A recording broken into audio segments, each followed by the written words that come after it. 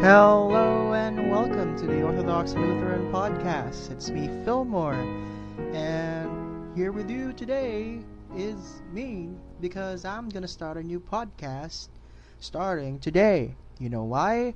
Because I'm bored.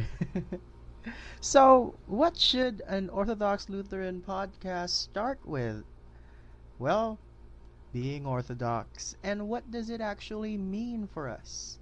I mean, many people want to claim that they're Orthodox, like labeling themselves with, "Ooh, look how confessional I am, and look how much of a Lutheran I am compared to the others because Yeah, we're gonna talk about what Orthodox actually means. First of all, Orthodox simply means right teaching, or the right way, or some would associate it with tradition, some would associate it with the original, or practicing things that had always been practiced. So, what does it mean for us to be Lutheran and Orthodox? Many people would like to say that, oh, Lutherans aren't Orthodox because they only came about 500 years ago. Before that, Lutherans did not exist. So by default, Lutherans and Orthodoxy are by association an oxymoron. Why is that statement wrong? And how come many Catholics and Eastern Orthodox Christians question our orthodoxy and our claim to orthodoxy? Well, let me give you one reason.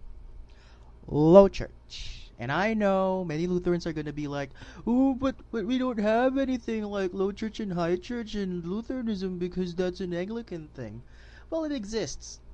And as far as I know, it's clearly seen in our churches. Not by the Anglican definition, which means that I've heard some Anglicans tell me that, oh, high church just means that they believe in the real presence, and low church means they don't believe in the real presence.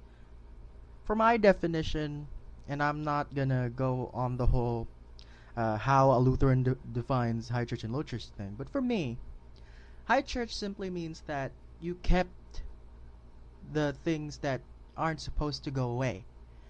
And low church are you got rid of anything that isn't necessarily supposed to go away, but because you felt that it's not needed, it should go away. One problem with that is not everything that's not necessary is not important. For example, having an altar is not necessary. You can have communion in just any other table. But why would you get rid of it?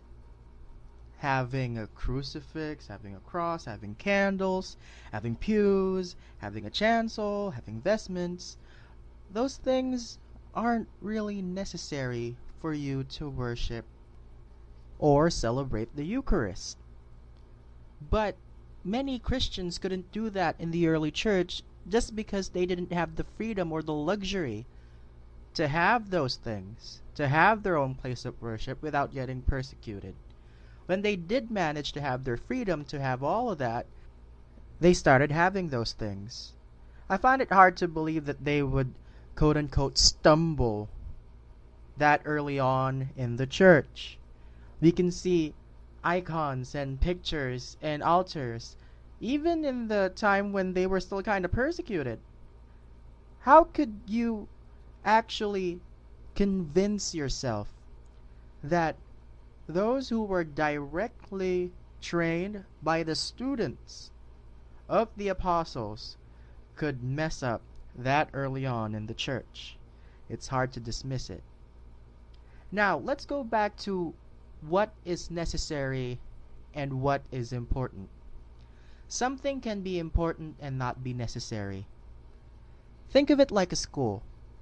You can make a school as plain and as bland as possible. You don't need a blackboard to learn. You don't even need books to learn. You don't need a table to write. But if they're available, why would you get rid of them? Or if you can make them look good, why do you have to make them ugly? these things are what the low churchers are pushing. They're getting rid of things that help. They might not be necessary for you to learn about Jesus and to learn about God's grace, but they help. Why are you getting rid of them? And they're gonna give an argument saying, oh, they make other people stumble. The reason why it made them stumble in the first place is because you got rid of them. And that's why they're afraid of them. Now, if you teach them how to use these things, it wouldn't be a problem. So, is there really any point for us Lutherans to get rid of things that don't need to go away? We can bring them back and then people get mad. But once they know what these things are used for, then they can have a more deeper understanding of how are we connected to the ancient church. And that's why me, as a high church Lutheran, wants people to understand. I'm not pushing for high church because I want to be as Roman Catholic as possible. No. What I'm saying is, we are getting robbed of what we are supposed to experience, not as Lutherans even, not as Roman Catholic wannabes, but as Christians. We are getting robbed of our history, our heritage, and of our nice things. And I want all of you to think about that as you're listening right now. And if you're still listening, thank you. Because, it's been 7 minutes and I don't even know if people are still listening by this point. But yeah, please think about it. And I think I'm going to end this at that point because I think I've made my point. It's not a sermon.